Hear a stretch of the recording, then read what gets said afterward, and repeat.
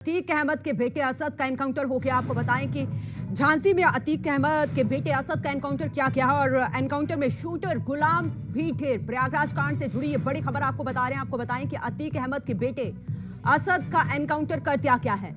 लगातार 1 महीने से ज्यादा का वक्त हो गया था। पुलिस धरपकड़ तेज कर रही थी, लेकिन आज बड़ी कामयाबी हासिल हुई है और आज एसटीएफ को बड़ी कामयाबी मिली है। यूपी एसटीएफ ने असद का एनकाउंटर किया है।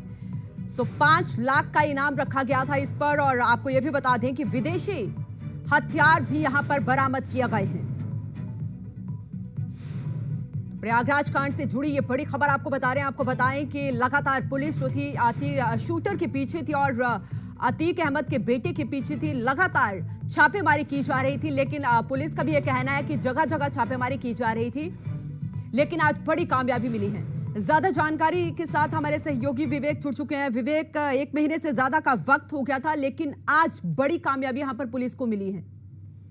जी बिल्कुल, जिस तरह से झांसी में इनकाउंटर कर दिया गया अतीक अहमद के बेटे असद का, दोनों के वंचित थे 5-5 लाख रुपए में। उमेश पाल की हत्या के बाद लगातार प्रयागराज पुलिस दबिश दे रही थी, लेकिन आरोपी फरार थे। लेकिन झांसी में उस वक्त इनकाउंटर किया गया जब लखनऊ में तमाम बैठकें की गई कि जल्द से जल्द जिस तरह से योगी सरकार की जीरो टॉलरेंस नीति चल रही है माफियाओं के विरुद्ध, उसके तहत कहीं ना कहीं धरपकड़ चल रहा था, जिसको लेकर कई लोग ऐसे थे जिनको नामजद थे और साथ ही उनको एसटीएफ ने पूछताछ के लिए भी उठाया था। उसके बाद कल दबिश दी गई, जिसके बाद मुठभेड़ हुई और साथ ही आज अतीक अहमद के बेटे और असद का एनकाउंटर कर दिया गया। और साथ ही यूपी एसटीएफ के जो तमाम बड़े अधिकारी थे उनकी देखरेख में ये ऑपरेशन का चलाया गया। और साथ ही एसटीएफ के दौरान विदेशी जो बंदूकें थी वो मिली और साथ ही बदले में उन्होंने भी फायरिंग की, जिससे कि यूपी एसटीएफ में कई लोग घायल होने की सूचना मिली। लेकिन एनकाउंटर के दौरान असद अहमद और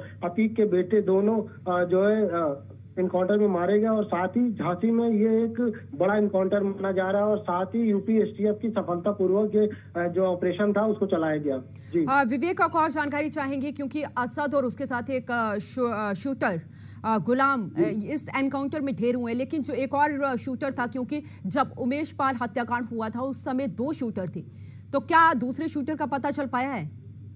जी बिल्कुल, इसको लेकर लगातार जो पुलिस है यूपी एसटीएफ है वो दबिश दे रही है और साथ ही जो उमेश पाल कंडिया में कांड में संलिप्त उनसे पूछताछ की जा रही है। और साथ ही जो लोग इसमें छिपे हुए हैं उनको लोकल पुलिस जो है पूरी सूची तैयार की जा रही। इससे पहले भी 60 लोगों की सूची तैयार की गई थी, जिनपे टॉप 10 लोगों को रखा गया था और साथ ही उनको पकड़ने के लिए अलग से यूपी एसटीएफ ने टीम तैयार की थी और ऑपरेशन चलाया था कि जिससे कि जल्द से जल्द जो उमेश पाल हत्याकांड हुआ था उस पर जो भी लोग आरोपी हैं उनको सामने लाया जा सके और चिन्हित किया जा सके और साथ ही पुलिस कार्रवाई की जा सके। अब उमेश पाल की हत्याकांड के बाद अतीक अहमद के ऊपर भी गाज गिरी, उनको भी जेल में बंद किया गया, मुकदमा चलाया जा रहा। और साथ ही अब ये हत्याकांड जो हुआ है कल आज झांसी में, उसको लेकर अब अतीक अहमद को जब पता चलेगा तो देखने वाली बात होगी कि वो उनका क्या रिएक्शन रहेगा। कहीं ना कहीं उनको भी जान का खतरा, वो ऐसा बोल चुके हैं मीडिया के सामने।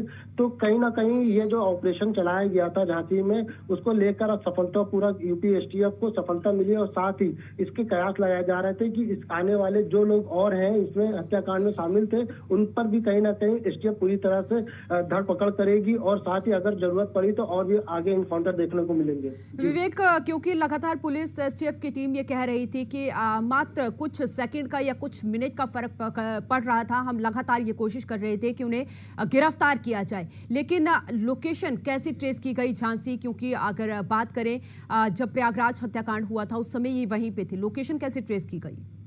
जी बिल्कुल, लोकेशन की जो लोकल थी उनसे कहीं ना कहीं एसटीएफ लगातार संपर्क में कर रही थी कि किस तरह से, क्योंकि इनसे पहले कई ठिकाने भी बदल चुके थे। पुलिस ने और एसटीएफ ने दोनों मिल के छापेमारी की थी, तो कुछ कहीं ना कहीं मोबाइल सर्वर इससे पहले पकड़ा गया था कि लोकेशन ट्रैक करने के लिए। इन्हीं सब चीजों को लेकर जब कल देर रात झांसी में पता चला कि इनके होने की सूचना मिली तो इनको पहले ये अरेस्ट करने ही गए थे, लेकिन जब उधर से फायरिंग की गई तो यूपी एसटीएफ ने भी इधर से फायरिंग का जवाब दिया, जिसमें मुठभेड़ के दौरान इनकी एनकाउंटर कर दिया गया। और साथ ही ये दोनों काफी कुख्यात माने जाते हैं और साथ ही माना जा रहा था कि अतीक का जो पूरा साम्राज्य उसको संभालने के लिए अतीक इनको ट्रेनिंग भी दे रहे थे। इसको लेकर भी कार्रवाई की गई है। साथ ही जो लोग इस मामले में सम्मिलित थे उन पर कड़ी से कड़ी कार्रवाई की जाएगी। जी, और विवेक, एक और जानकारी चाहेंगे क्योंकि अब इनका एनकाउंटर हो चुका है, लेकिन जिस ठिकाने पर ये रह रहे थे, पुलिस को वहां से क्या क्या बरामद हुआ है? जी बिल्कुल, जिस ठिकाने पे वहां पर रह रहे थे वहां से विदेशी तमंचे और साथ में कुछ डॉक्यूमेंट्स भी मिले हैं, क्योंकि ये नकली पासपोर्ट भी मिले हैं। कहीं ना कहीं ये बाहर भागने की तैयारी कर रहे थे, क्योंकि इनको मालूम था कि अगर ये बाहर भागेंगे नहीं तो यूपी में जिस तरह से पूरी जीरो टॉलरेंस नीति के तहत योगी सरकार में एक प्रक्रिया चलाई जा रही थी एसटीएफ की और पुलिस की, तो कहीं ना कहीं इन पर दबिश दबाई जा रही थी। और जो इनके लोग शामिल थे इनको पहले ही सूचना दी जा रही थी कि लोकल लोग भी इनके साथ सम्मिलित थे, कि पुलिस जब इनको पकड़ने जाती थी या एसटीएफ के लोग इनको पकड़ने जाते थे तो इनको इनके लोकल इंटेलिजेंस से लोगों को पता चल जाता था कि पुलिस आ रही है, तो इसकी वजह से ये फरार हो जाते थे। कई ठिकाने इन्होंने बदले, जिसके बाद कल अचानक से देर रात में एसटीएफ के एक ऑपरेशन के दौरान इनकी करंट लोकेशन पता चली, जिसके बाद धर पकड़ के दौरान आज झांसी में इनका एनकाउंटर किया गया। जी, और क्योंकि अगर बात करेंगे हम अतीक अहमद की, आज अतीक अहमद और उसके भाई अशरफ की भी पेशी होनी है और लगातार अतीक अहमद भी यही कह रहा था कि हो सकता है मुझे सिक्योरिटी दी जाए क्योंकि मेरा भी एनकाउंटर किया जा सकता है। अब ये खबर क्या वहां तक पहुंच गई है?